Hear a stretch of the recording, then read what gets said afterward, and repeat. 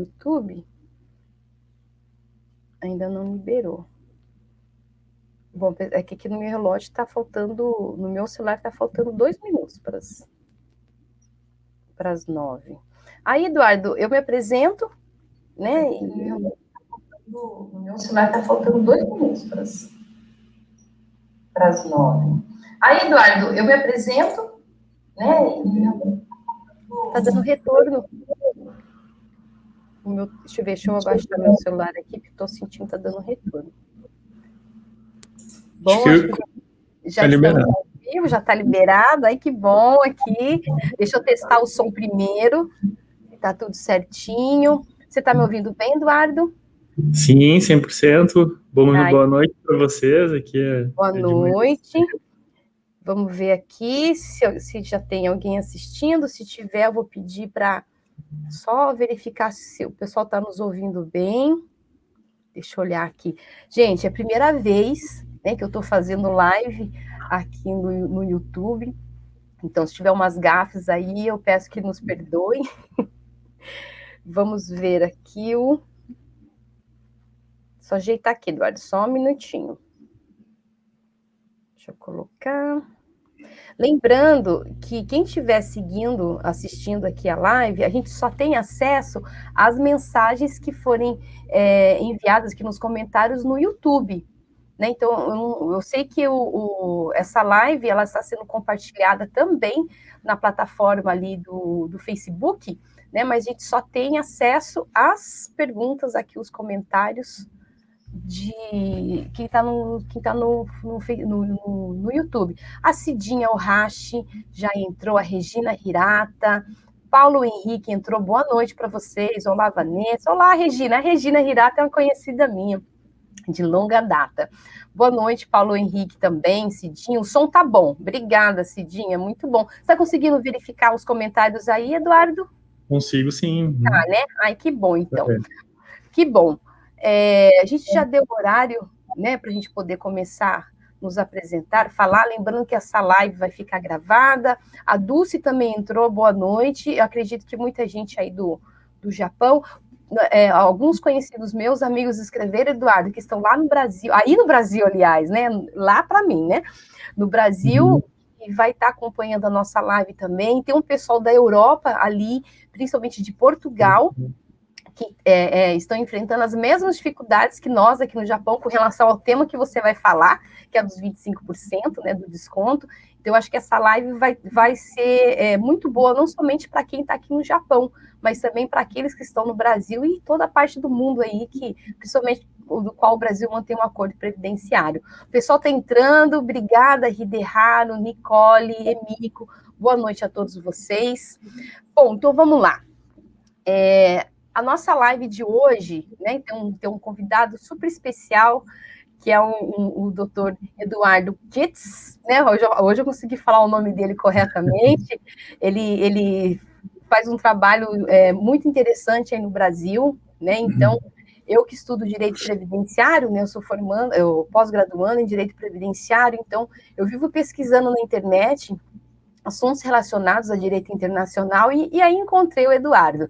E achei muito interessante o trabalho que ele faz ali na página dele. Então, ele tem um livro, né, que eu comprei, o livro dele, depois eu quero que você fale também sobre esse livro, que eu utilizo ele para minha pós-graduação, então tem me ajudado bastante. E acabei entrando em contato com o Eduardo, né, e o Eduardo muito gentilmente me respondeu algumas perguntas. Eu falei, vamos lá, do que responder só para mim, vamos responder para todo mundo. E na hora ele topou participar aí da live comigo, né? Eu espero que seja a primeira de muitas outras lives, Eduardo, que a gente vai estar aqui juntos para poder responder as dúvidas do pessoal. Antes de passar a palavra para você, deixa eu só dar um oi aqui para o Ricardo Yamamoto, boa noite, Vanessa, Eduardo, obrigada, Ivone, boa noite, Elisa, boa noite.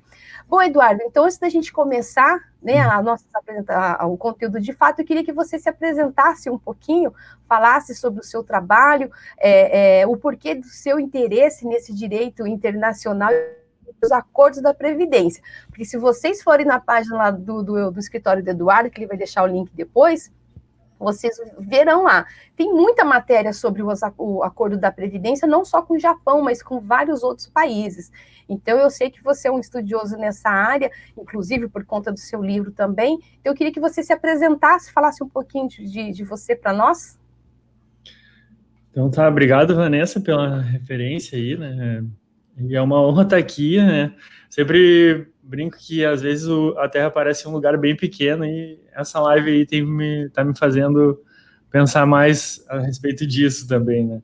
É muito legal poder estar aí, algumas pessoas falando boa noite, outras pessoas falando bom dia. Isso é bem interessante e, enfim, dádiva da tecnologia, enfim, a gente conseguiu alcançar.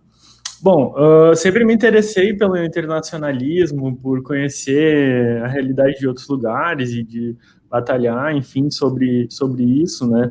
Nunca concordei muito com as limitações de fronteira que se existe, e eu atuo no direito previdenciário há quase 20 anos já. Então, foi um caminho que eu queria seguir, essa área internacional, né? Essa área de direito internacional, sempre gostei, sempre me dediquei aos estudos desde a época da faculdade. Meu TCC foi na área de direito internacional, sobre o Mercosul, né? E aí, dentro do direito previdenciário, comecei a conhecer, surgiram várias demandas de reconhecimento de tempo fora do Brasil, até que eu cheguei a essa demanda dos 25% no exterior, que foi uma demanda que me chamou muita atenção. Eu estava estudando direito tributário na época, o imposto de renda, e vi que existia o princípio da igualdade que estava sendo desrespeitado ali, no caso, né? Para quem tem uma visão mais internacionalista, a gente consegue ver que não há motivos para haver discriminação entre uma pessoa que está fora ou dentro do país. A gente não pensa que não tem essa motivação. Então, como a gente começou a fazer essa ação, a gente começou a estudar e se aprofundar mais e criou uma tese, né? Que depois a gente vai falar sobre isso. E essa tese acabou sendo vencedora e a gente conseguiu reverter uma posição nos tribunais de todo o Brasil, né? Então a gente chegou agora no Supremo e tem algumas vitórias aí relevantes. Várias pessoas já estão recebendo seu dinheiro de volta com juros, correção, enfim. Mas isso aí é um ponto para logo depois. Então, terminando aqui de me apresentar, por conta disso também, por conta da gente ter focado no nosso escritório desde 2015 no atendimento virtual, através da internet, né? E como isso era muito carente na época, muitas pessoas que estavam fora do Brasil nos procuraram pela internet por conta do nosso atendimento ser mais focado ali, facilitado ali, e aí encaminhando essas demandas no Brasil.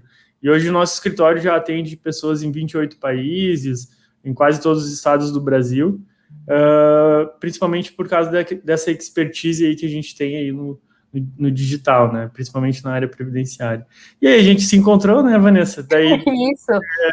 A gente, além de convidar para a live, a gente conversou de convidar para fazer uma parceria de trabalho mesmo, e depois que tu comprou o livro e me contou que encontrou uma citação ao teu trabalho aí no Japão, né, que já era muito relevante na época que eu escrevi lá, 2015, 2016, o livro, e acabou citando, né, como esse mundo é pequeno, na verdade, né? Pois é.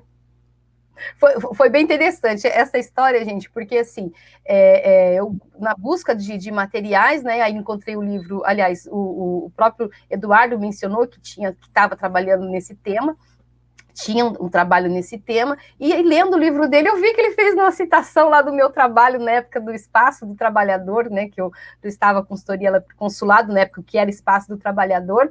Eu achei muito bacana, né, então ele citar, eu falei, olha, Eduardo, você escreveu sobre o meu trabalho no seu livro sem conhecer isso em 2015, né, e hoje nós estamos falando aqui com essa parceria de trabalho, mas depois no final da nossa apresentação, né, da live, a gente vai falar sobre isso. Eu fiquei muito feliz, né, com esse convite também.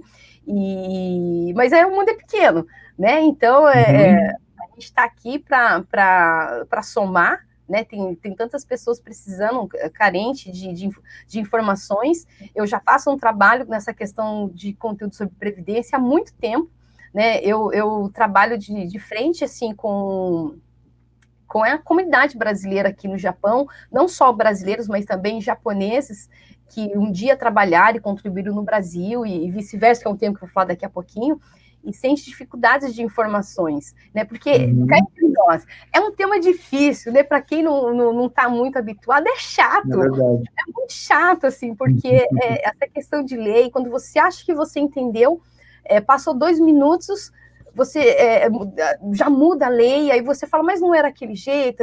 Então, é necessário para quem atua nessa área, tem que estar constantemente estudando, tem que ter um network muito grande para até mesmo para essas questões que já são um pouco mais, como que fala, que requer um debate, né? Porque às vezes, do mesmo modo que eu converso com você, converso com os outros advogados, cada um tem uma visão diferente, né? Então, o juiz não é diferente daqui do Japão.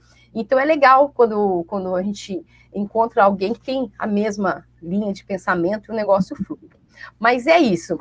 Bom, gente, viu que o Eduardo aí, ele tem uma bagagem bem bacana e vamos sugá-la ao máximo hoje na live para buscar essas informações, para esclarecer as dúvidas com relação ao Brasil, né? Porque o Eduardo, ele está aqui para falar sobre a questão dos 25%, né, que são cobrados aí de aposentados e pensionistas que residem no exterior, e também de outros temas relacionados ao Brasil. A minha apresentação aqui vai ser muito rapidinha, porque hoje o convidado especial é o Eduardo, então eu quero dar mais tempo para ele falar, mas para a gente chegar nessa questão da aposentadoria, a gente tem que falar como se aposentar, né? Então, a questão de quem se aposentou no Brasil, já é aposentado, e veio para o Japão, é mais tranquilo, né? Porque são assuntos relacionados apenas ao Brasil. Agora, para quem está aqui no Japão, está contribuindo para a Previdência Social japonesa, ou continua contribuindo para a Previdência brasileira, ou se aposentou já aqui, só que optou em receber a aposentadoria no Brasil, tem esse problema que o Eduardo vai explicar daqui a pouco. Bom, eu posso começar a minha apresentação, Eduardo? Para falar sobre... Acho, pode ir. Ótimo. Acho que o pessoal está aí pelo conteúdo, muitos também. Vamos lá. Então, gente, se vocês tiverem dúvidas, né, e quiserem escrever aí nos comentários, na medida do possível, a gente vai respondendo, tá? Então, se nós não conseguirmos responder as perguntas de vocês hoje na live, não se preocupem. Nós vamos deixar a live gravada e depois os nossos contatos para vocês escreverem, né, para que a gente possa dar um atendimento melhor, uma atenção melhor. Então, vamos lá. Eu preparei o material bem rapidinho para vocês. Eu não vou falar ali inteiro, porque não é o tema de hoje, né? Deixa eu ver se eu consigo compartilhar com vocês aqui, só um minutinho. Que é sobre o acordo da Previdência. Deixa eu tomar até... Cadê?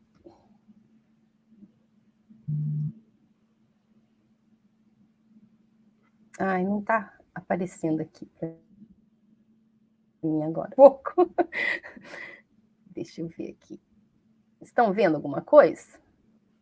Ainda não. Tá vendo, Eduardo? Só porque a gente treinou. Vamos lá. Tilha, então, pera lá. Enquanto eu me organizo aqui, deixa eu ver. Tá aparecendo? Agora foi. Agora tá? Então tá bom. Então deixa eu só falar aqui a questão do acordo, depois eu mostro essa cartilha aqui que a gente fez. Sobre o acordo da Previdência, gente, né? Que é a questão que muitos brasileiros que estão aqui no Japão me perguntam, né? Sobre a questão da Previdência. Porque, assim, o Brasil, ele tem feito acordos de previdência social com vários países, né, para que o brasileiro que reside naquele país possa ter o tempo contribuído naquele país reconhecido pelo Brasil e o tempo que ele contribuiu no Brasil reconhecido no país que ele mora, para poder ter o direito a receber a aposentadoria. Esse acordo com o Brasil, com o Japão, ele entrou em vigor em março de 2012, né? Então, a partir de 2012, as contribuições que o brasileiro ele faz aqui no Japão são reconhecidas no Brasil para pedir aposentadoria lá e vice-versa. Só que não necessariamente as contribuições apenas a partir de 2012, né? Então, mesmo as contribuições anteriores a 2012 também são válidas. Isso é uma pergunta que me fazem. Ah, só vale a contribuição depois de 2012? Não, antes disso aí também. Tá? Então, o que seria esse acordo na prática? Como que funciona? Para a pessoa poder se aposentar, tanto no Brasil como no Japão, ela tem que seguir algumas regrinhas, né? O principal é a idade e o tempo de contribuição. Cada país tem a sua regra. No Brasil, para você se aposentar por idade, né? O homem tem que ter 65, a mulher agora mudou para 62, mas existe a regra de transição, né? E tem que ter no mínimo 15 anos de contribuição no Brasil. No Japão, para ambos, tanto homem como mulher, tem que ter 65 anos de idade e 10 anos de contribuição. Esse 10 anos de contribuição, ele mudou recentemente, né? Que antes, até 2017, para se aposentar no Japão, ele tinha que ter, no mínimo, 25 anos de contribuição. Então, a partir de 2017, caiu para 10 anos. Então, o que acontece? Antes do acordo, a pessoa veio para o Japão, contribuiu no Brasil por 12 anos, por exemplo. Contribuiu no Brasil por 12 anos e veio para o Japão. Chegou aqui no Japão, contribuiu por mais 8 anos, por exemplo. Completou 65. Só que ele não conseguiu atingir a carência de nenhum país, porque no Brasil é 15, ele só contribuiu 12. No Japão é 10 e ele só contribuiu 8. Antes do acordo, essa pessoa não tinha direito a nenhuma aposentadoria, por mais que ele tivesse contribuído por 20 anos, né? Porque 12 anos no Brasil, mais 8 anos no Japão. Por mais que ele tivesse contribuído 20 anos, ele não tinha direito à aposentadoria. Com o acordo, isso se tornou possível, né? Porque soma o tempo que ele contribuiu no Brasil com o tempo que ele contribuiu no Japão, em períodos diferentes, né? Que nem, não dá para somar o tempo que ele, 2012, que contribuiu no Japão e 2012 no Brasil. Não é. É como se fosse uma linha da vida de contribuição ali. Então, se ele contribuiu, nesse exemplo, 12 anos no Brasil, e depois ele veio para o Japão e contribuiu 8, somando deu 20. Com 20 anos de contribuição, ele tem direito a pedir aposentadoria tanto brasileira como japonesa. Ele recebe as duas aposentadorias. Tá? Então, ele adquiriu o direito de requerer aposentadoria. Agora, na hora de fazer a soma do valor, o cálculo do valor do benefício dele, separa de novo, o Japão vai pagar referente aos 8 anos que essa pessoa contribuiu para o Japão. E o Brasil vai pagar um valor referente a 12 anos que ele contribuiu no Brasil. Né? Então, o cálculo ele é feito de forma proporcional. Não tem como o Japão arcar com os 20 anos e nem o Brasil, né? Então, porque você contribuiu para países diferentes. Então, foi feita essa soma. Então, o acordo ele veio para isso, para somar, né? Para dar o direito à pessoa se aposentar. Então, o principal ponto do acordo é isso, para que a pessoa consiga atingir a carência, que não tem, para se aposentar. A outra questão é que o acordo também, ele reconhece o período que a pessoa contribuiu em cada país, né, para manter a qualidade segurada que a gente fala, para dar a garantia da pessoa. Quando que é utilizada essa garantia? É no caso de pensão por morte e aposentadoria por invalidez, que cada país tem a sua regra diferente. Né? Então, um exemplo prático, uma pessoa que contribuiu a vida toda aqui no Japão, aí ele foi embora para o Brasil. Chegando no Brasil, essa pessoa tem que se inscrever no INSS, que ele não pode perder a qualidade segurado. Né? Em nenhum dos países você não pode perder a qualidade segurada. Qualidade segurada significa estar inscrito no sistema. Então, a pessoa contribuiu aqui no Japão por vários anos. Chegou no Brasil, se inscreveu no INSS. Porém, por alguma fatalidade, ele sofreu um acidente. Aí ele vai pedir aposentadoria por invalidez. Primeiro vai passar, né, pelo auxílio doença, acidentário e tal, para depois chegar à aposentadoria por invalidez. Um dos critérios para você pedir aposentadoria por invalidez é que ele, no ato, né, da invalidez, que ele ficou inválido, tem a qualidade de segurado e também a carência.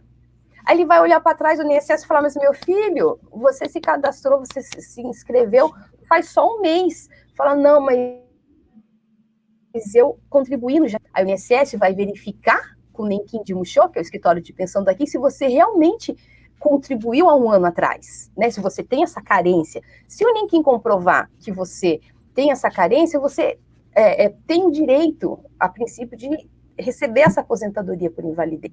Isso vice-versa. Né? Então, as pessoas acham que a Previdência é apenas para aposentadoria por idade. Não é. Existe a questão da aposentadoria por invalidez e pensão por morte. Então, o acordo, ele também abrange isso, né? Ele além de ter essa possibilidade de somar os tempos, ele garante a qualidade de segurado da pessoa, de acordo com o país para que ele estiver ali transitando. Tá? A outra questão do acordo, que também é super bacana, gente, é que antes do acordo, né, se você mora aqui no Japão e queria pedir aposentadoria brasileira, você teria que passar uma procuração para alguém no Brasil, para esse alguém ir lá pedir sua aposentadoria. Né? Hoje, apesar que existe o meu INSS, que já ajuda bastante coisa, mas dependendo da situação, você ainda vai precisar de um procurador no Brasil. Agora, com o acordo, e vice-versa, se você está no Brasil e precisa pedir aposentadoria japonesa, você também teria que mandar uma procuração para alguém aqui, para esse alguém pedir sua aposentadoria. O Japão, gente, para fazer requerimento de aposentadoria ou pensão por morte através de procuração, é muito chato. Eles dificultam ao máximo para conceder algum tipo de benefício através de procurador. Tá? Então, não é que é impossível, é uma prática legal, tem que ser feita, é o procedimento correto, mas é um pouco mais burocrático, moroso. Né? Agora, com o acordo, o que acontece? Se você mora aqui no Japão e quer pedir a aposentadoria brasileira, se você não tem nenhum problema com o benefício, né? Tá tudo certinho lá. O que você faz? Você procura uma agência de um escritório de pensão, que aqui a gente chama de Nenquim de Muxô, e faz o pedido por ele. Fala, olha, eu moro aqui no Japão, mas eu tenho contribuições no Brasil e quero pedir minha aposentadoria de pensão. Escritório de pensão regional envia para a TOP, que é a central, e totalmente para o INSS. Então, é como se o INSS,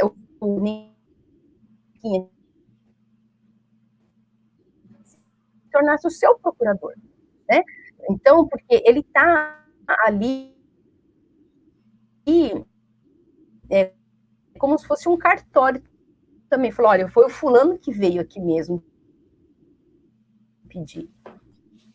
Né? Então, faz para lá. E vice-versa. Se a pessoa mora no Brasil, quer acesso, vai encaminhar para a agência da Vila Mariana, que enviar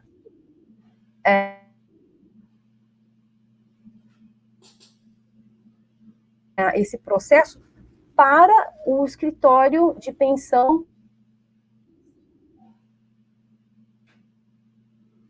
a garantia da manutenção da qualidade de segurado e esses trâmites, que antes não era possível. Tá? Então, claro que existem vários outros detalhezinhos aí que tem que ser conversado. O acordo, ele... Bom, pessoal, acho que a Vanessa caiu ali, né? Então, até para complementar um pouco também a fala dela. Bom, voltou. Eu ia dar uma complementadinha, eu ia dar uma complementadinha aqui na tua fala, né? Sim. Aproveitando ali que caiu. O acordo internacional, ele também tem essa possibilidade de a gente contar os dois tempos, mas também existe casos que a pessoa consegue completar os requisitos para o benefício sem o acordo, sem a necessidade de implementar o acordo, né? E aí Sim. A gente tem que fazer essa análise. Então, o pessoal aqui estava colocando nas perguntas alguma análise de caso, né, Vanessa? A análise de caso eu acho que talvez seja a coisa mais complexa a ser feita por um advogado previdenciário, por alguém que trabalha nessa área. Então, essas questões ele tem inúmeras variáveis para a gente avaliar também, o período que foi, né, feito a contribuição, o período que foi feito no Brasil, o período que foi feito no Japão, para a gente analisar a legislação da época. Enfim, tudo isso que a gente não tem mesmo como responder agora aqui, mas a gente pode encaminhar para fazer essa análise depois, né, Vanessa? Claro, com certeza. O pessoal está reclamando do meu som, tá ruim meu som? Então, agora que eu estou vendo aqui, o áudio da Vanessa está cortando. Acho que voltou, agora ficou bom. Tu deu uma caidinha antes. Eita! Ai, mas esse meu computador tá punk, viu? Então, essa questão da análise é até engraçado, né? Porque quando as pessoas me consultam, Vanessa, me dá resposta para tal coisa. Fala, primeiro vamos conversar. Eu vou te fazer algumas perguntas, você vai me responder para depois eu te dar uma resposta mais certeira, digamos assim. Porque é isso que o Eduardo falou. Vai depender muito do tempo que você contribuiu, porque existe um outro fator que não é o tema para hoje, mas eu vou chamar o Eduardo para a gente conversar sobre isso, que é aquele que eu falei para você, que é o período de pagamento concomitante. O que é pagamento concomitante? É o período que a pessoa contribuiu no Japão e no Brasil ao mesmo tempo.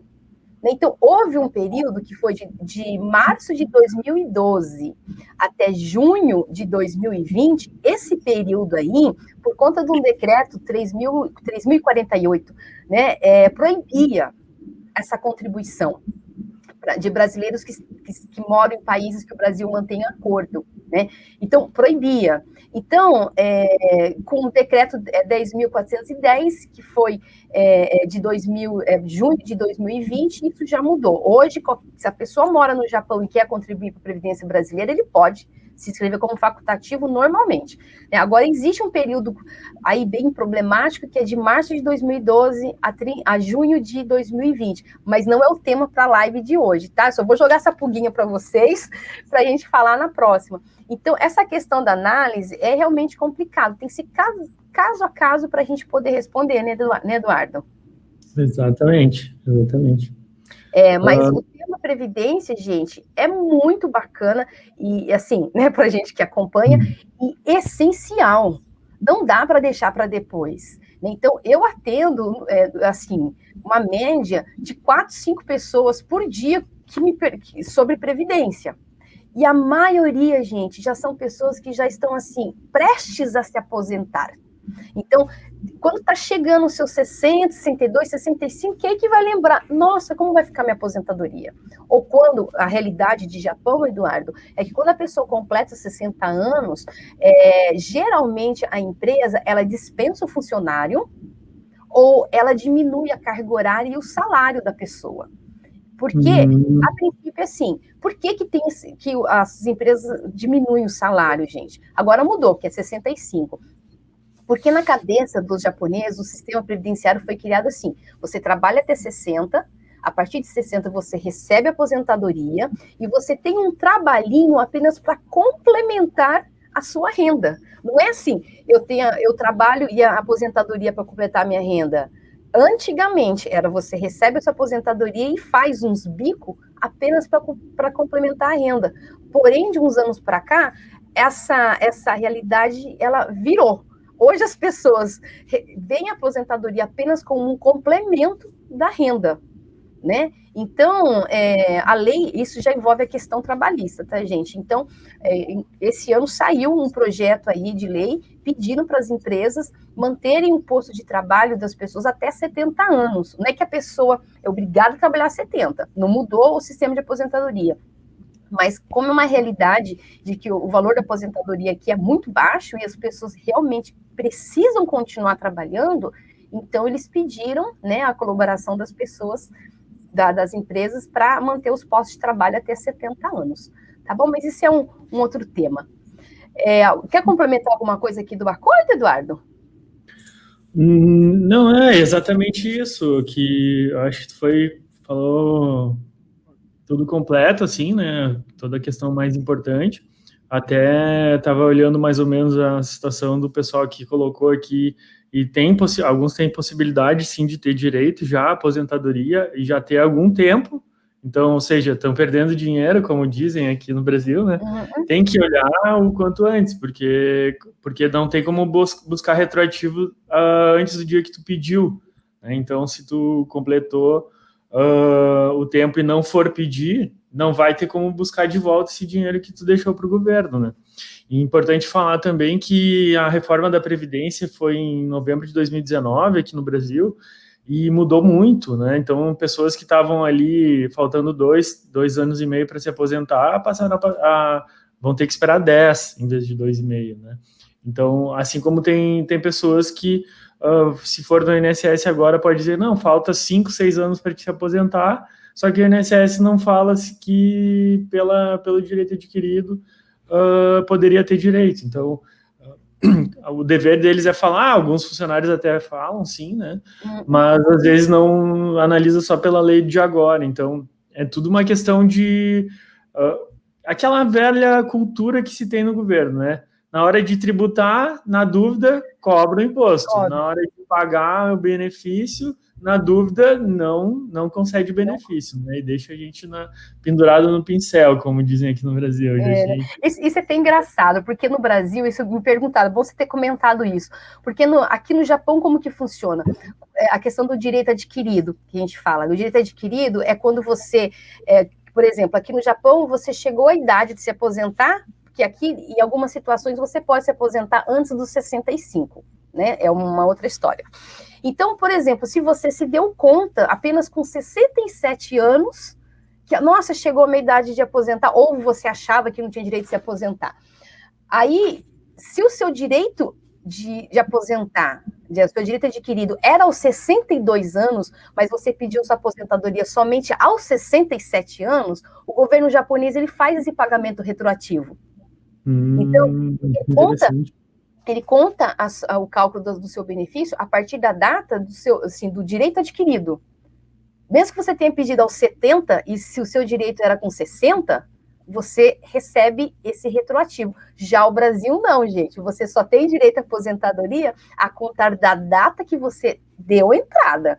Então, logo no início do acordo, nós vimos muitas pessoas de 70 anos pedindo aposentadoria.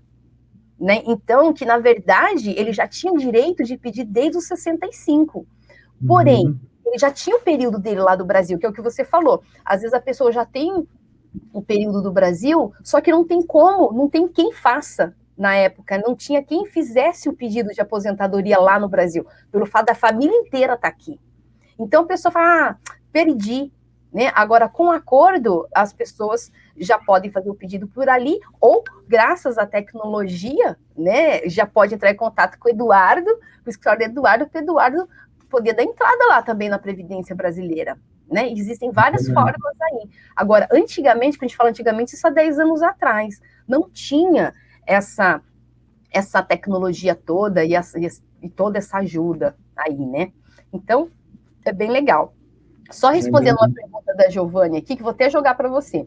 A Giovanni fala assim, olha, eu tenho 17 anos de contribuição no Brasil e 23 anos aqui no Japão. Tenho 54 anos de idade. Gostaria de saber quantos anos falta para aposentar por tempo de contribuição e idade. Eu vou responder uma parte aqui, você responde outra, Eduardo. O acordo da Previdência, gente, vou até colocar aqui para vocês. Ele só prevê aposentadoria por idade, por invalidez e pensão por morte, porque são os tipos de benefícios que o Japão concede, que o Japão tem, né? Então são os mesmos. O acordo ele não considera o tempo para juntar para pedir aposentadoria por tempo de contribuição. Que nem no caso aqui, ela já tem bastante tempo, 23 Japão e 17 Brasil. Mesmo somando, né, ela não teria o direito de, se desse. ela não teria direito de pedir aposentadoria por tempo de contribuição no Brasil, porque esse tipo de aposentadoria não abrange, não está abrangido ali no acordo. Então, para você se aposentar no Brasil por tempo de contribuição, pois o Eduardo vai falar, são as regras de Brasil. Né? Você tem 17 anos, aí ele vai falar para você sobre como que faz. Aqui no Japão, só existe aposentadoria por idade. Né? Então, você teria que aguardar a idade de 65 anos, ou um pouquinho antes, que existe uma tabela ali, para algumas pessoas, de acordo com a data de nascimento da pessoa, para se aposentar. Tá? Agora, com relação ao Brasil, como que fica a aposentadoria por tempo de contribuição, Eduardo? Não, é exatamente isso que tu falou. Não, teoricamente, não teria direito à aposentadoria por tempo, porque não completa o tempo em nenhum dos dois países, né? Então, na verdade, não completa o tempo de contribuição no Brasil. O Japão, pelo que tu falou, só tem aposentadoria por idade, então não teria esse benefício. Então, geralmente os acordos internacionais, eles buscam essa correspondência de benefício. Tem que ter um benefício que seja concedido nos dois países para conseguir fazer acordo em relação àquele benefício. Porque não existe, assim, uma abertura para conceder mais do que o outro, né? O que eu acho errado, né? Eu acho que deveria ser assim, ser mais amplo, mas infelizmente ainda não é. A gente não chegou a um grau de evolução da nossa humanidade que possa ter um sistema internacional de previdência. Mas o que eu diria para Giovanni, né? Para o Giovanni, não sei agora. Eu tô ouvindo agora. Que é uma informação importante, porque o tempo para mulher e para homem é diferente aqui. Então, viram como tem muitas variáveis, né? Mas é o seguinte, talvez faça sentido contribuir separadamente o tempo que falta para ganhar aposentadoria nos dois países. Né? Então, principalmente agora no Brasil, em que o câmbio está muito favorável a quem está no Japão, né? O real aqui não está valendo quase nada, né? Então, vale a pena talvez pensar, fazer um planejamento de aposentadoria e pensar se não vale a pena recolher aí, eu acho que hoje está em torno de R$148, a contribuição para o Brasil, né? E aí a gente, quando chegar na idade, pedir os dois benefícios sem aplicação do acordo, né? Então é uma coisa que eu sempre falo, assim, nas minhas aulas em pós-graduação, para os outros advogados, e quando eu ensino essa matéria, é o seguinte: o acordo, ele é tipo step, né? Ele é tipo a segunda opção. Então, sempre que tu conseguir aplicar a regra do país sozinha, sem aplicação do acordo, é melhor. Por quê? Porque os benefícios ficam melhores, tá? Então, tem muito caso nosso aqui, porque até antes da reforma era muito mais forte isso, mas depois da reforma ainda tem. A aposentadoria no Brasil, ela é antes do tempo normal dos outros países, né? Não são todos os países que têm aposentadoria por tempo de contribuição, são muito poucos. Eu acho que não tem 10 países que têm aposentadoria por tempo de contribuição, que acaba sendo antes dos 60 anos de idade, 56 em alguns casos, né? 52 em alguns casos, nos casos dos professores e pessoal da área de salubridade consegue se aposentar assim, com essa idade ainda. Então, é muito importante verificar se não tem como a gente conseguir essa aposentadoria sem aplicação, porque daí no Brasil tu consegue aposentadoria o valor completo, né? E daí, muitas vezes, o pessoal não consegue se aposentar por 5, 7 anos no outro país. E aí, só depois desse período que vai fechar o tempo no outro país, né? Então é um pouco isso. Pelo que ela tem ali, ela completou já o tempo mínimo do Japão, mas mesmo assim, cada ano contribuído vai aumentando, né, Vanessa? Isso, vai aumentando. É até engraçado que aqui quando você completa 65, você recebe 100% do valor que você tem direito ao seu benefício. Se você optar por não receber a aposentadoria e continuar trabalhando, essa porcentagem vai aumentando.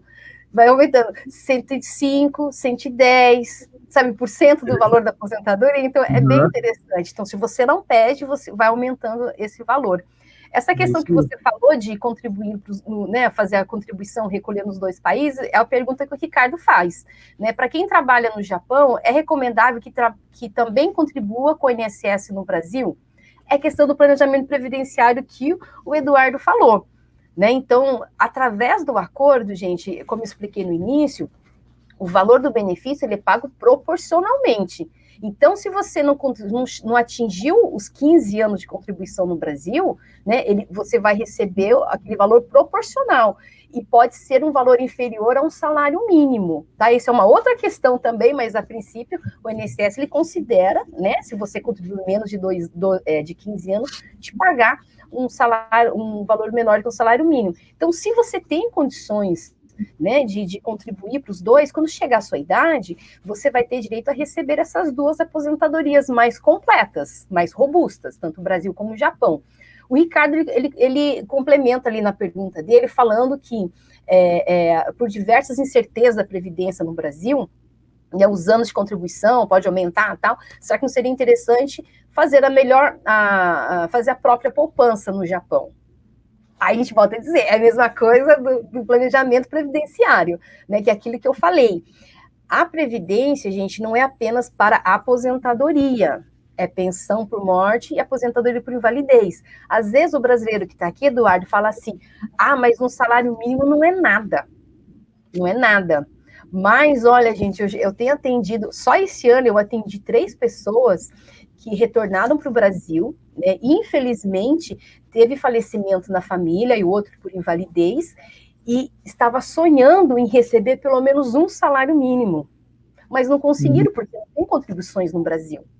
Né? Então, às vezes a gente menospreza isso, mas às vezes um salário mínimo pode ajudar muita coisa. Isso para quem vai pagar referente a um salário mínimo. E a gente tem que entender também que depois dos 65, 70, a realidade muda, as nossas forças físicas mudam, a disposição, enfim, a realidade, né, que a gente tem acaba mudando. Eu venho vivido isso com meus pais, que agora estão chegando na terceira idade aí, né, estão bem, graças a Deus, mas eles relatam, assim, que para fazer as coisas já é mais difícil, para trabalhar é praticamente inviável, né, então, basicamente isso aí. Eu vou só comentar aqui do Nereu, porque a gente tem que entrar, já está adiantado a live no tema dos 25%, mas o Nereu ali falou que tem 25 anos no Brasil e tem 56, se ele já pode pedir. Acredito que não, mas eu não posso dizer que não, assim, sem analisar o caso. Então, a questão de a gente poder... Tem vários casos que pode recolher valores atrasados, tem outros tipos de reconhecimento de vínculo, né? Tem várias outras opções que a gente pode contar no tempo brasileiro, tempo rural com os pais, né? Tempo de pesca, a gente conseguiu já aposentar o pessoal que foi morar no exterior e tinha tempo de pesca ou rural com os pais, enfim. Tem várias outras opções, escola técnica, né? Que a legislação brasileira mais antiga era mais permissiva ainda para a contagem desse tempo. Então, eu acredito que a gente, fazendo um planejamento previdenciário, Vanessa, eu já tive casos assim, por exemplo, de dentistas aqui no Brasil que estavam pagando sobre o teto máximo e não tinha mais por que pagar tudo isso, e não ia impactar no salário deles, e aí já estavam planejando se aposentar um tempo depois e a gente conseguiu adiantar, né, e mostrar para ele que já tinha o direito, e já teve casos assim que um planejamento que tem um valor bem pequeno, assim, acredito eu, em relação ao que ele retorna, né, já teve casos assim de retornar 40, 50 mil reais para a pessoa. Olha que legal, né? Então, de esperar e fazer as coisas certas, né, mas geralmente a pessoa tem um retorno assim aferido de vantagem econômica aí entre 20 e 30 mil reais, por saber sobre seus direitos, aprofundar sobre eles, né? E também a gente tem um trabalho aqui no Brasil, e agora que tu está aí também, espero que a gente consiga fazer junto, que é a questão da coleta de provas, né? Muita gente tem muita dificuldade no exterior e procura a gente porque o escritório aqui assume essa parte de coletar as provas, de ir atrás das empresas que estão no Brasil, de mandar um correspondente bater na porta da empresa, dos órgãos públicos, das prefeituras, dos órgãos federais, né, atrás de prova de tudo que é jeito. Então, a gente faz esse trabalho de uma forma bem aguerrida, assim, e sem praticamente quase nenhum custo a mais do que um outro escritório de advocacia, né, como se tivesse isso aqui. É legal.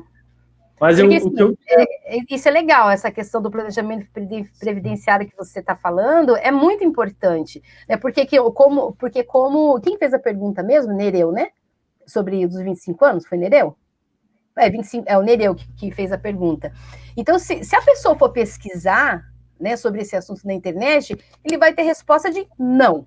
Né, porque se for ao pé da letra mesmo, com 56 anos, 25 anos de contribuição, ele não teria direito de se aposentar. Assim, se for seguir a regra padrão que você encontra no site do INSS, que está lá, só pode receber aposentadoria por tempo de contribuição, pessoa que atingiu 35 anos de contribuição, para homens, 30 anos para mulheres, e tem a regra de soma de idade com tempo de contribuição, tem várias regrinhas ali. Então, você vai calculando ali, e você fala, então, não tenho direito. Mas, com esse planejamento previdenciário, através do escritório especializado, ele vai fazer uma análise da sua situação. De repente, a pessoa tem direito, realmente, de receber e deixou batido. Né? Então, é isso que eu sempre falo, você tem contribuição no Brasil... Né? A resposta básica é essa. Porém, se você trabalhou no rural, como o Eduardo falou, em outras condições, se você era autônomo no Brasil, se você tinha empresa, em outras situações, vale a pena fazer esse planejamento, porque, de repente, você pagando algo retroativo já te dá o direito à aposentadoria, né, Eduardo? É verdade, é verdade. Mas assim, faltam 15, a gente tem mais 15 minutos e a gente precisa falar do tema da live, que a gente ainda não entrou. Vamos. Mas não se preocupa, não precisa ser uma hora travada, não. Mas vamos lá. A tela aí pra gente ficar mais... Deixa eu só falar para o pessoal aqui, olha, gente, todo esse tema sobre o acordo da Previdência, né, e sobre o sistema japonês, tem acesso aqui, ó, no site do consulado em Tóquio.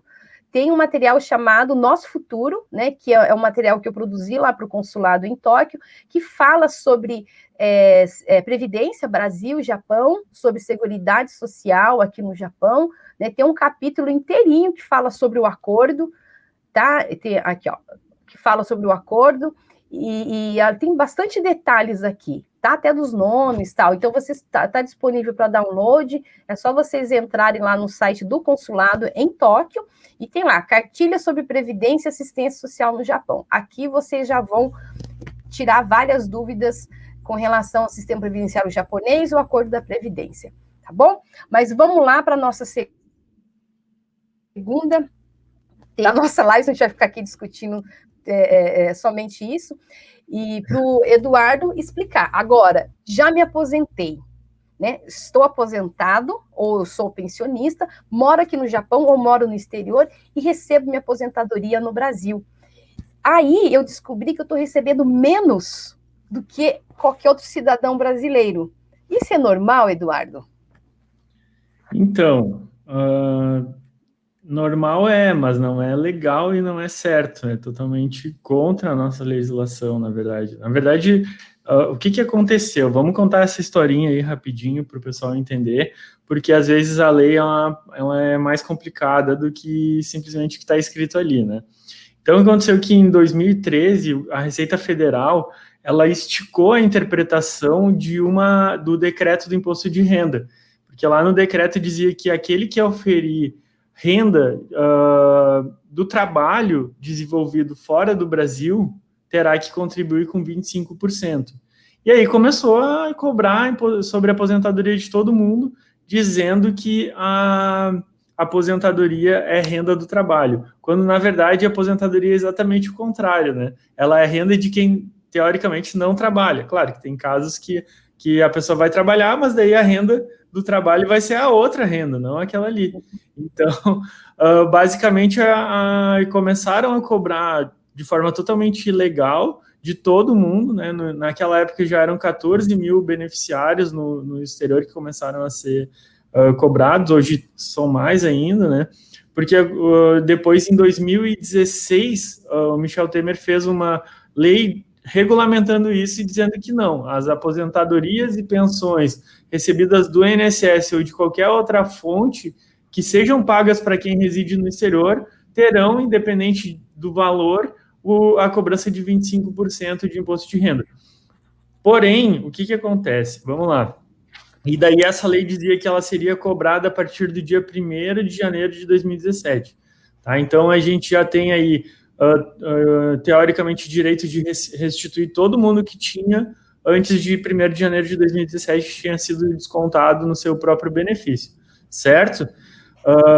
Nessas ações que a gente entrou até 2017, todas elas a gente entrou aqui no escritório dizendo que a lei era contraditória, era errada, não existe como tu fazer uma interpretação extensiva para gerar um tributo, né? O tributo tem que ser assim como o crime, é bem legal essa comparação, assim como o crime, ele é restrito à interpretação literal do que está na lei, né? Não pode ser ampliada. Ah, não, mas um dia a pessoa trabalhou e daí ela fez a contribuição e aí a contribuição gerou uma aposentadoria, então a aposentadoria surgiu no final das contas por causa do trabalho dela, né?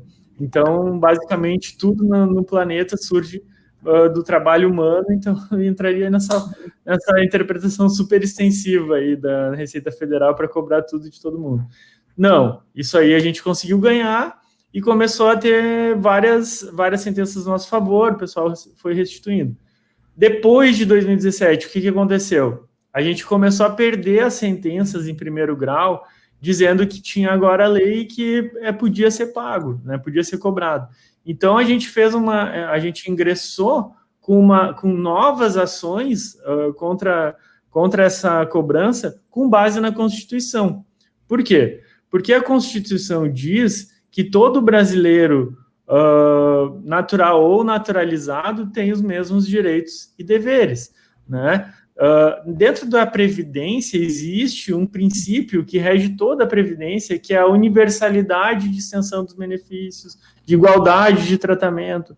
Então, o que acontece? A gente comparou que a pessoa, por sair do Brasil, ela não tem que mudar em nada a relação tributária dela com o governo federal. Ela, estando no Brasil, estando no Paraguai ou no Uruguai, né, que é aqui do lado, estando aí no Japão, na China, na Tailândia, na Europa, na Rússia, onde for, a pessoa tem que ter o mesmo tratamento.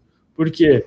Porque a gente está regido por uma legislação que defende a igualdade, que garante a igualdade como uma cláusula pétrea, né?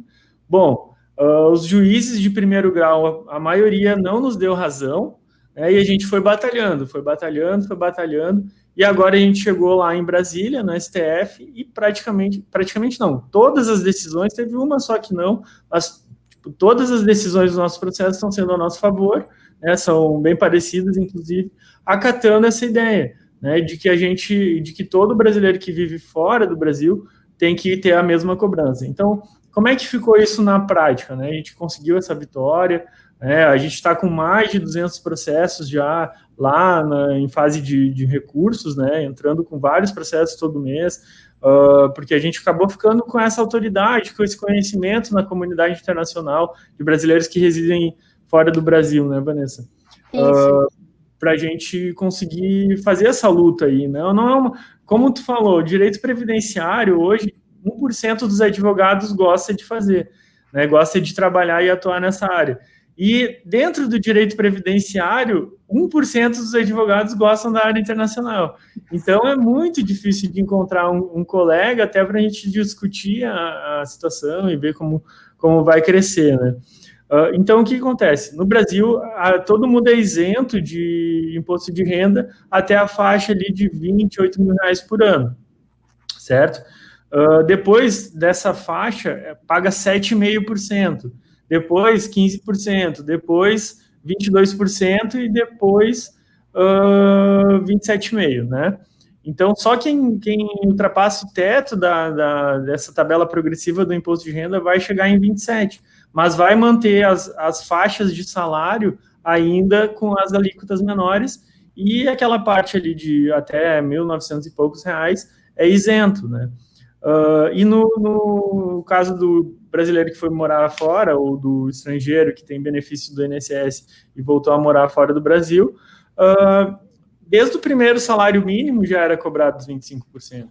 Então, eu tinha um caso de uma senhora que era nossa cliente, que morava em Portugal, com seus 78 anos, de cama, no estado vegetativo, lá quase, sabe, bem doente, e do nada lá ela ganhava o salário mínimo, do nada o governo brasileiro passou a descontar 25% do salário dela, que era, né, focado ali para gastar com remédios, com a manutenção da situação dela lá.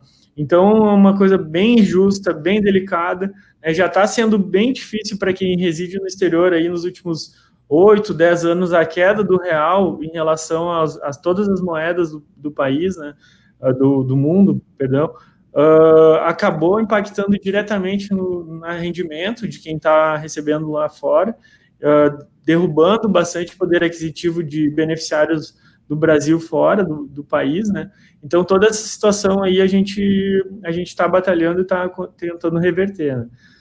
Como é que faz? Bom, a gente entra com uma ação contra a Receita Federal e o INSS, ou contra a Receita Federal e o regime próprio de previdência.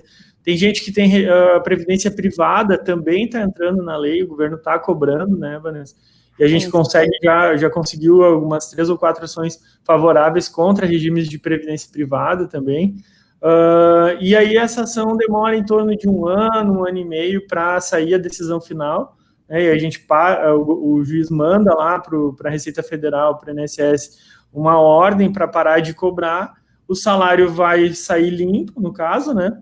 E aí depois a gente calcula os atrasados e restitui todos os últimos 5 anos, né, a partir da data de entrada da ação. Então, por exemplo, se a gente entrar em 15 de abril de 2021, a gente consegue resgatar os atrasados desde 15 de abril de 2016. Então, aí, dependendo do valor do salário, dá um valor bem interessante. Também tem um outro item aqui, que é o seguinte: a partir dos 65 anos, no Brasil, a faixa do imposto de renda, ela dobra, né? Então, quem é aposentado ali, trabalha e recebe um benefício em torno de R$3.000, por exemplo, quando chegar aos 65 anos, essa faixa de isenção, que é 1.900, vai dobrar, vai para 3.800, e aí vai ficar tudo dentro da faixa de isenção e o benefício vai ser isento de imposto de renda, né? Assim como todos que ganham mais vai cair pela metade, enfim. Então, basicamente, é essa situação. Tem alguns pormenores, né? A questão do Japão, ela é um pouco diferente. O Japão e a Espanha têm acordos de não bitributação, né? Então, pelo acordo que a gente tem, que o Japão tem com o Brasil, não tem a cobrança no Brasil. Não existiria, teoricamente, nenhuma cobrança, né, no benefício. E o governo, mesmo assim, tem cobrado. Não de todo mundo, mas mesmo assim tem cobrado de muita gente. Né? A gente já recebeu várias pessoas falando que está sofrendo o benefício. Aí a Vanessa me relatou que algumas pessoas procuraram ela e falaram que estão deixando o benefício no Brasil, né? Pensando em voltar futuramente ou investir aqui. E aí, por deixar no Brasil, mas morar no exterior, não vai sofrer o imposto de renda do Japão. Então, o governo concluiu que, como deixou o benefício aqui e mora no exterior, tem que cobrar um imposto aqui sobre os 25% ainda, não sobre a tabela progressiva do Brasil. Então, um completo absurdo, totalmente ilegal essa postura do governo, todos os governos que atravessaram aí, desde o governo Dilma em diante, né? Todos continuaram com essa desigualdade, com esse preconceito até, eu vejo assim, mas também uma forma de aumentar a arrecadação, evitar que saia dinheiro do Brasil, né? A gente tem que ser crítico, também tem que pontuar alguma coisa, tem alguns países, por exemplo, como a Itália, né, eu não sei se mudou, porque tinha uma pressão muito grande sobre isso, mas há uns 2 anos atrás eu tive a informação de que na Itália não existe a possibilidade de mandar o dinheiro para fora. Todos os aposentados que saírem do país deixam de receber benefício. Aposentadoria. Exatamente. Então se o Brasil cobra 25%, também existe aí uma ordem mundial previdenciária, né, vamos colocar assim, onde os países retêm a sua riqueza, né, e pensam na aposentadoria também como um fomento à demanda, né, fomento à economia. e, enfim, aí eles ficam pensando só que, se eu reter o dinheiro aqui, o meu país vai entrar, mas todo mundo sabe que a maioria dos países, né, com poucas exceções, né, por exemplo, na relação Brasil e Estados Unidos, tem muito mais brasileiro nos Estados Unidos, mas isso é uma exceção. Então, teoricamente, tudo se compensa, né? E o Estado a longo prazo também, o câmbio também muda, enfim, além das relações comerciais que existe, né? Então, é muito temerário falar só na aposentadoria pela aposentadoria e cobrar imposto que lá no salário da pessoa vai ser um impacto violento, e em termos de nação, de país, de economia nacional, vai ser muito irrisório, né? Então, é basicamente essa a ideia toda. Certo, pessoal? Eu acho que podem vir com as perguntas aí, a gente... Tem umas perguntinhas aqui, ó, sobre isso aí. Cadê? A Rosa pergunta: olá, Vanessa Eduardo, será que conseguirei restituir os 25% descontados na minha aposentadoria? É porque a Rosa, eu atendi ela várias vezes aqui no Japão, acho que ela está no Brasil agora. Uhum. E ela ficava indignada, assim, como ela, eu também. Eu falava, Vanessa, eu estou aqui, recebo aposentadoria no Brasil e estou me descontando 25%. Então, na época, a gente não tinha essa informação de que, olha, dá para recorrer e tal, não tinha mesmo, que faz tempo a Rosa, né? Uhum. E ela está lá no Brasil. Então, como ela chegou eu acredito que ela está no Brasil, né? Como ela chegou no Brasil, ela foi lá, chegou no Brasil, falou, olha, INSS, já estou aqui, não, né, eu atualizei os meus dados, não precisa mais descontar os 25%, que eu estou aqui. Nesse caso, ela tem como só entrar com a ação para pedir essa restituição? Uhum. Tem sim. Na verdade, se ela... foi um caso específico, né? Geralmente o pessoal tem dificuldade, inclusive, de parar de ser cobrado mesmo depois quando volta para o Brasil. Mas sim, no caso mesmo, o que importa é ver se nos últimos 5 anos teve algum desconto, né? Então, a gente pode entrar só com o pedido de restituição, sem o pedido de suspensão da cobrança, certo? Então, esse é um dos casos, né?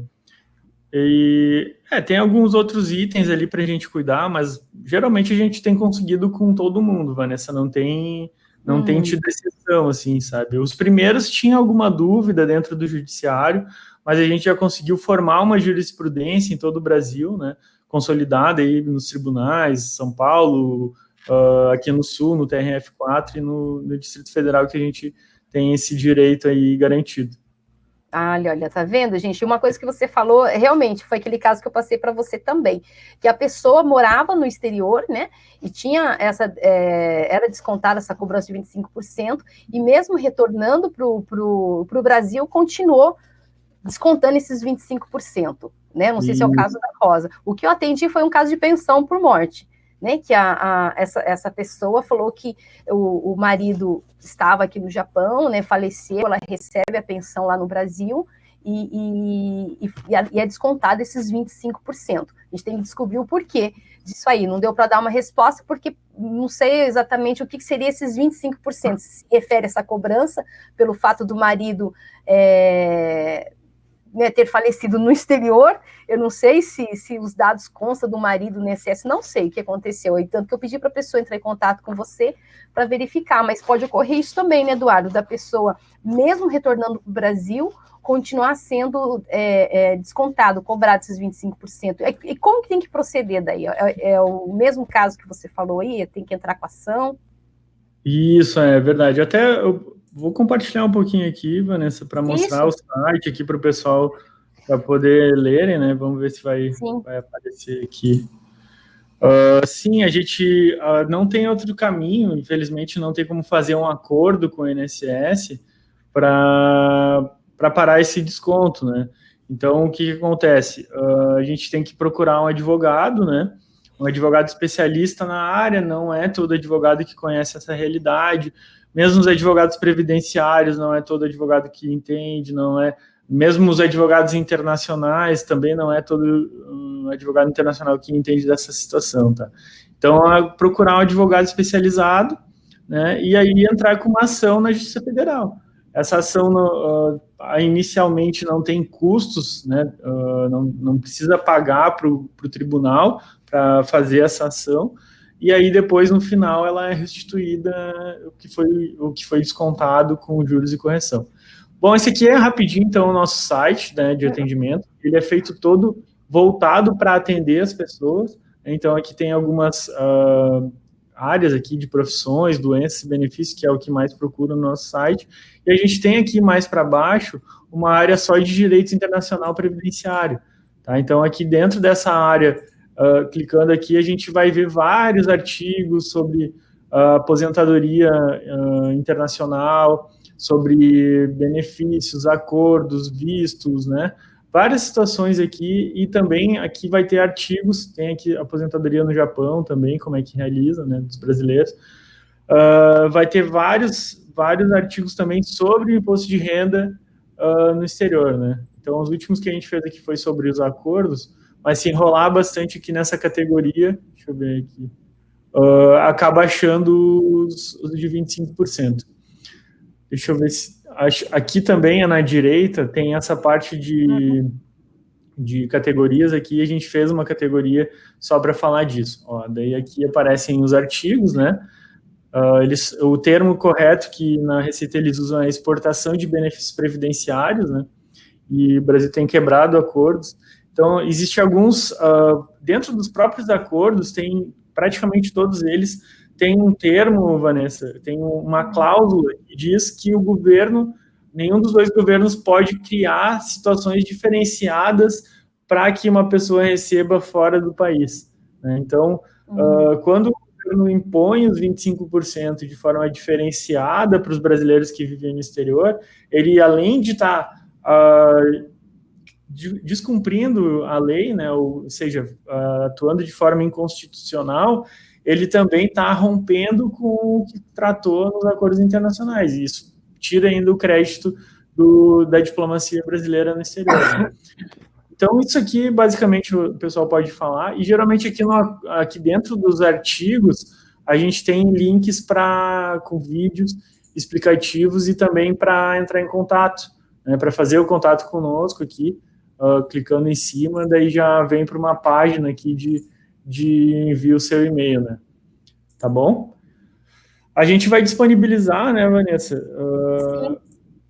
também sobre o e-book ali no Portal Japão, né? Aqui com a Elisa. Isso. Você tá com o PDF do e-book aí para mostrar para o pessoal? Tô. Ai, que bom. Então, esse material, o Eduardo e a equipe dele fez um material bem bacana, voltado só para o público do Japão, aqui nessa questão dos 25%, que a gente vai estar disponibilizando para download no site Portal Japão. Só dá uma pincelada aí, como que fala? Não é pincelada, esqueci, gente. Um overview, uma visão. Um spoiler. Um spoiler. Um spoiler desse material aí, se você consegue. Eu compartilhei aqui e acho que vai abrir já. Ele demora um pouquinho. Demora um pouquinho para abrir, né? É um e-book acho que tem 25 páginas aqui, né? E aí, nesse e-book, a gente fala sobre a retenção, quem é que cobra, quando é que ela é indevida, né? Como é que a gente pode se prevenir, porque tem muita gente também que pensa assim, eu estou aposentado no Brasil e quero ir para uma palhinha, isso aí. Isso aí, palhinha, exatamente. Por exemplo, assim, a pessoa quer ir morar no Japão depois de se aposentar no Brasil. Ela pode entrar com a ação antes de ser cobrada os 25%. Né? Então, o pessoal quer fazer um habeas corpus preventivo, mais ou menos, né? Então, a gente... Isso é possível, Eduardo? Que me perguntam mesmo, né? Falei assim, antes de eu ser descontado, eu posso entrar com uma ação para não descontarem? Tem como? Não, infelizmente não tem. A gente já tentou, inclusive, mas o juiz encerra a ação no início por conta de não haver a prova de que houve a ilegalidade cometida, né? Então, também a gente tentou tentou organizar, mas para ver a questão de uma ação coletiva, né? Até pensou em criar uma organização não governamental, né? Uma associação de brasileiros residentes no exterior para entrar com essa ação coletiva, e a princípio não teria como, né? Teria que ser uma ação individualizada mesmo, comprovando ali que houve um imposto indevido, certo? Mas aqui é basicamente esse, vocês estão vendo aí, pessoal, agora? Tá vendo, tô vendo, dá para ver. Tá, então, assim, aqui o guia fala quem é que faz a cobrança, se é possível prevenir, evitar, né? Se a retenção, o que é a retenção afinal e qual é a base legal dela. Fala aqui sobre todas as partes legais, os itens que se trata, e aqui entra também na questão do Japão, né? De uma forma mais específica aqui, bem simples, tá? E aí eu acredito que vocês podem baixar ali e ler que fica melhor. Tem também todos o passo a passo para ingressar com a ação, quais os documentos precisam, enfim, e quanto tempo demora. E no final aqui tem alguns contatos nossos aqui, no nosso YouTube, lá do escritório, no Instagram, enfim, tudo que vocês podem acessar. O Eduardo não vai conseguir fugir, olha, tem vários contatos para vocês fazerem aí. Eduardo, eu só respondendo umas perguntinhas aqui, ó, o Paulo Henrique pergunta, no caso de previdência privada, né, será que dá para tentar um acordo para não ter esse desconto? Porque a gente estava falando agora do sistema, regime geral, né? E no caso de privada, tem como fazer um acordo para não descontar? Acho, não tentei fazer acordo, a gente sempre... Porque, na verdade, assim, quem cobra o imposto não é a Previdência Privada, não é o INSS, não é o regime próprio. É a União através da Receita Federal. Então, eles mandam uma ordem para essas entidades de previdência dizendo o seguinte, vocês são os responsáveis tributários para cobrar esse imposto, não é a pessoa. E vocês são obrigados a mandar o dinheiro para nós, certo? Então, o que acontece?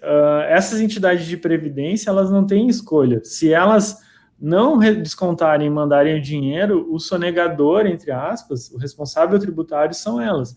Essa substituição tributária, por exemplo, no supermercado aqui no Brasil, né, quem é que paga o ICMS no supermercado? É quem está fazendo as compras. Mas ela paga para o supermercado, que é o responsável por recolher o imposto e pagar a guia depois, certo? Então, é essa relação tributária que existe ali. Não teria condições dessa entidade de previdência privada dizer, não vou cobrar, porque ela vai ser punida pelo governo depois. Entenderam? Assim, quem está descontando aí, como você falou, é a União, não é? Então, todo o pessoal fica bravo com o INSS, sabe? Liga reclamando, aquela coisa toda, mas eles também não podem fazer muita coisa, aliás, nada, né? Então, Exato. Tem que realmente entrar com uma ação, não tem como. Tem uma pergunta aqui que eu vou aproveitar a fazer, só para responder aqui para a Rosa, né? Que a Rosa perguntou se declarei o ano passado e voltou o benefício normal, né? Eu digo, os 25. Gostaria de saber se os 2 anos descontados vou poder restituir. Pode, né, Eduardo? É entrar com aquela ação que você falou. Não para suspender a cobrança, porque já não está cobrando, mas só para fazer o requerimento aí da restituição. Rosa, entre em contato com o Eduardo, que o Eduardo te ajuda a resolver, você receber esses 2 anos que foi descontado de você, querida.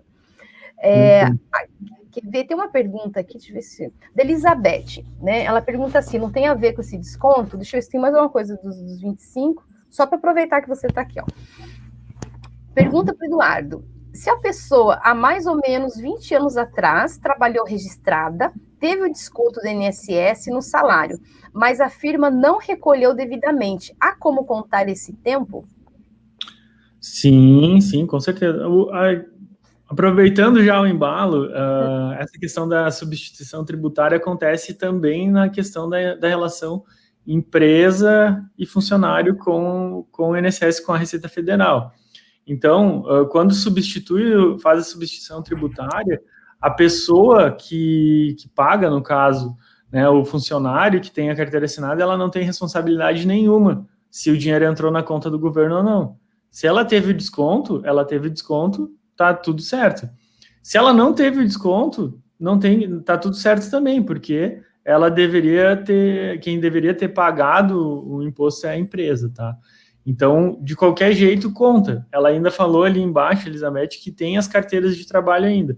Se não houver rasura, se não houver indício de que teve alguma complementação de caneta ali, ou a data foi colocada posteriormente, isso é bem tranquilo, bem comum. Se o INSS não aceitar, porque realmente às vezes eles não aceitam, eles negam o benefício pedido porque não tem as contribuições, né? Então a gente entra na justiça e apresenta 2 testemunhas, né? Ou faz de algum outro jeito essa prova aí para computar. Mas também, para complementar, às vezes, quando falta a data dentro da carteira de trabalho, às vezes as anotações lá do final da carteira de trabalho também valem como prova.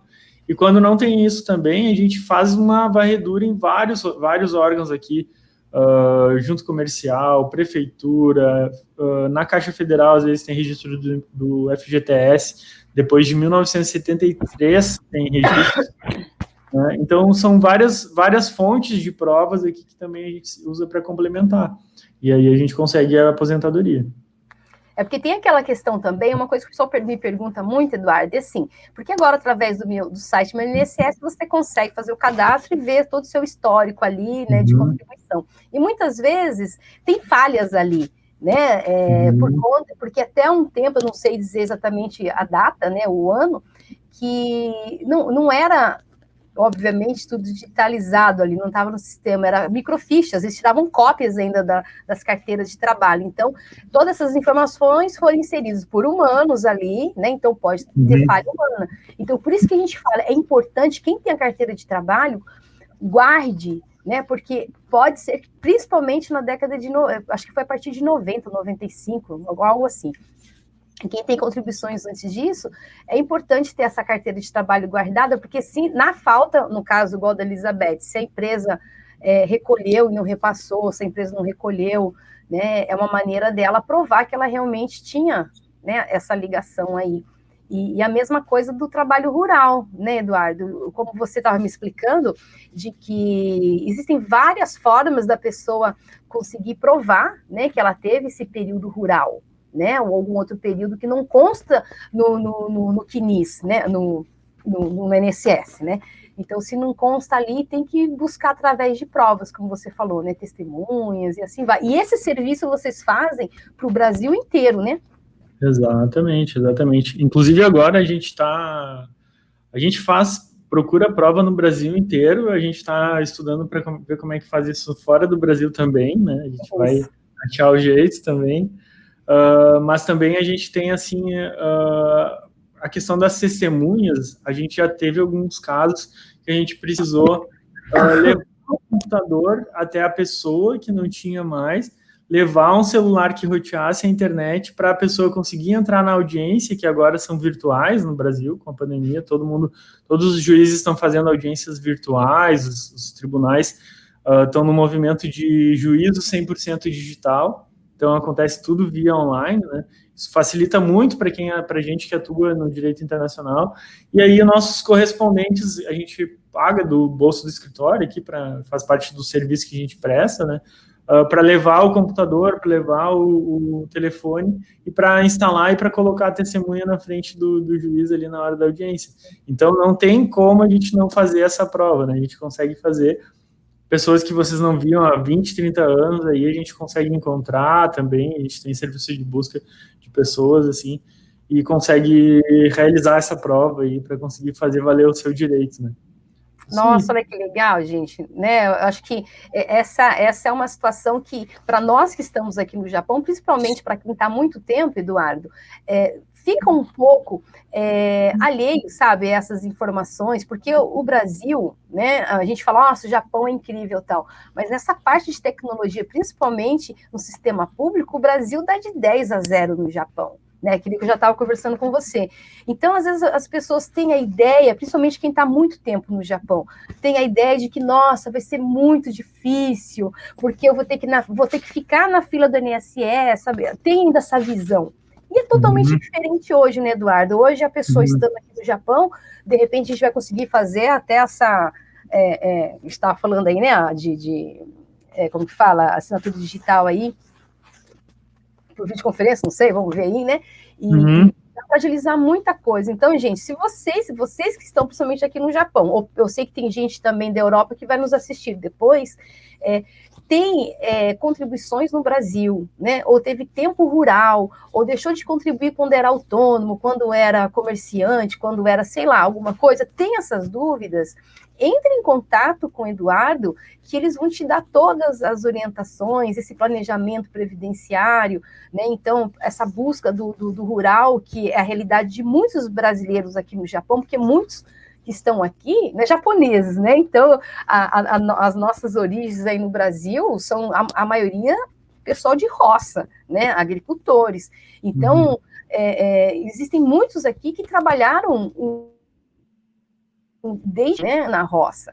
Então, tem como buscar todas essas informações. Claro que cada caso é um caso, né, Eduardo? Mas, assim, existe... Não, bem, para pegar o gancho com a questão do rural, é possível contar um rural a partir dos 12 anos, com certeza, no nome dos pais. Então, as provas de rural são feitas se o pai e a mãe têm ali na certidão de casamento ou na certidão de nascimento dos filhos, ou sei lá, numa ficha de loja, ou ficha de cadastramento numa associação de moradores, no sindicato rural, né? Essas provas, precisa de uma prova no nome do pai ou da mãe, e o resto complementa com testemunhas, né? Pode contar a partir dos 12 anos, mas tem alguns tribunais que já estão aceitando a partir dos 8 anos de idade. Então, porque é uma flexibilização, assim, bem grande, porque se acreditava que na época ali, na área rural, o pessoal ia para a roça bem cedinho, né, ter algumas tarefas bem cedo, e se flexibilizou por causa disso. Então, pode-se computar e se somar esse tempo ao tempo urbano, né, que foi feito a contribuição depois. Então, isso é muito importante a gente salientar, porque às vezes é 3, 4 anos que falta para fechar o tempo, né? E não se vê caminho, e às vezes já tem o caminho de como se resolver. Nossa, olha, gente, que live bacana, né? A gente falou, o tema da live, hoje o principal era os 25%, mas é importante a gente falar sobre todos esses pontos, porque se você ainda não é aposentado ou pensionista, né? Talvez você não se apresentou porque ainda não conseguiu atingir todos os critérios, mas às vezes você não aposentou por falta de informação. Às vezes você já tem o seu direito adquirido e não se aposentou porque não sabia dessas informações. Então é muito importante você obter essas informações para você verificar se você já tem o direito de se aposentar. Beleza, me aposentei, agora, mas eu quero continuar morando no Japão. Aí você já tem que ficar atento que vai ter um segundo problema, né, que seria a questão dos 25%. Então, uma coisa está ligada à outra, né? Então, é importante você buscar a informação do seu direito e depois que você estiver aposentado, que estiver morando no exterior, tem que já esperar ter o seu desconto, ser cobrado os 25%. Aí você já aciona o Eduardo de novo aí. Eduardo, mas eu acho que é isso, né? A gente já está quase 1h30 aqui falando, e tem bastante perguntas aqui, a gente não vai conseguir responder de todo mundo agora aqui na live, tem umas perguntas que são parecidas, né? Quem me pergunta quanto cobra para entrar. Ah, tá, essa questão de valores, essas coisas, depois cada caso é um caso, né, Eduardo? Aí a gente não pode divulgar o preço, né? Mas a gente, mandando um e-mail ali, a gente já responde, não tem problema. É verdade. Divulgação, né? Senão já... É que no Brasil não pode, né? Essas coisas assim, né? Você estava me explicando, existem alguns critérios lá. Tá, mas a gente retorna no mesmo dia ali, se houver o e-mail, a gente trabalha. Olha que legal, né? A equipe aqui deixou para a gente, do Portal Japão, deixou os links ali de contato, tanto meu como do Eduardo, né? Vocês podem entrar em contato diretamente lá com o Eduardo, através do site dele, mandando as perguntinhas ali, né? Que eu tenho certeza que eles vão... A equipe dele ele e a equipe vai poder ajudar vocês, pelo menos com esclarecimentos, né? Que eu acho que é bem interessante aí. Bom, Eduardo, é isso. Se for deixar, a gente vai ficar falando a noite toda, porque assunto que não falta, dúvida que não falta. Eu tenho certeza que a gente, logo, a gente vai voltar aqui para falar sobre outros temas que são bem recorrentes, dúvidas recorrentes aqui no Japão, e aquelas que o pessoal nem sabe que existe. Né, que como foi para você. Às vezes a pessoa vem conversar comigo, eu faço 3, 4 perguntas que ela fala, nossa, mas nem sabia que existia isso. né? Então, a gente vai trazer temas aqui também, gente, não só para tirar dúvidas, mas também para levantar dúvidas, né? Para vocês pensarem, né, que a importância do planejamento financeiro. Não espera chegar aos seus 60 anos para poder pensar como que eu vou me aposentar. Né? Existem profissionais que podem te ajudar a fazer todo esse levantamento das suas contribuições e você fazer um planejamento aí. Né? Como disse o rapaz, compensa pagar no INSS? Será que compensa fazer uma poupança privada? Será que compensa contribuir para uma previdência privada? Né? Então, tudo isso, o Eduardo e a equipe dele também podem ajudar, né, Eduardo? É, isso aí, com certeza. Perfeito, então. Eduardo, eu vou pedir para você deixar suas últimas palavras aí, né? Algum recado que você queira dar. Não, é isso aí, agradecer pelo espaço, é sempre um prazer compartilhar conhecimento e a gente abrir essa primeira live aí que a gente fez junto, foi muito bom, agradecer a Elisa aí do Portal Japão, que abriu o nosso espaço, incentivou e divulgou com nós a live, e espero que a gente tenha impactado aí de uma forma positiva a vida de todo mundo que participou. Pedir para quem participou também comentar isso com amigos, com conhecidos, com os parentes, né, para divulgar mais essas informações aí, que eu acho que a lei está aí, os direitos estão aí, para serem realizados, não é para ficar só lá na lei escrita, né, como uma meta, porque teve muita luta aí de gerações passadas para conseguir construir uma legislação que fosse protetiva, né, que desse direitos previdenciários para todos nós. É isso aí. Que bom, Eduardo, obrigada. Gente, então, obrigada. Por favor, pode falar. E procurava nessa Hana aí no Japão, quem precisar, ela é o caminho mais curto para vocês encontrarem aí e realizarem esses direitos, né? Sim, vamos lá. É um trabalho em equipe aqui, né? Japão, Brasil e outros lugares que estamos chegando aí também. Gente, só tenho a agradecer a quem acompanhou a nossa live, para quem deixou suas dúvidas, seus comentários aqui, né, nos comentários do YouTube, ali do Facebook também. Obrigada mesmo pela confiança de sempre. Sempre que a gente faz live, as pessoas participam, perguntam, compartilham. Então, eu sou muito grata, porque é um trabalho que a gente veio fazendo ao longo do tempo, né, nunca sozinha, sempre com profissionais assim, como o Eduardo, que sempre está nos apoiando, e também a própria comunidade que está aqui no Japão, que traz, né, as suas demandas, suas dúvidas aí para a gente poder trabalhar em cima. Fiquem atentos que logo, logo a gente vai ter as nossas próximas lives aqui sobre outros temas. Se vocês tiverem dicas, sugestões de algum tema que vocês queiram que a gente aborde, a gente vai fazer isso também, né, Eduardo?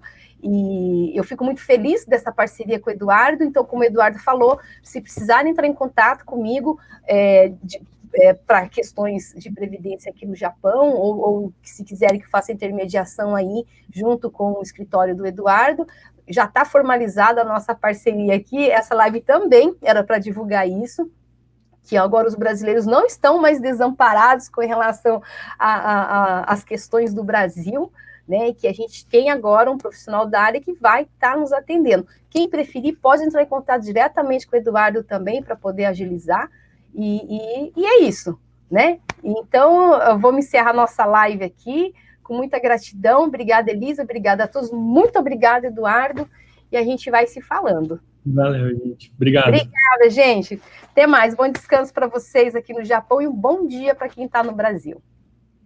Valeu. Até mais. Tchau, tchau.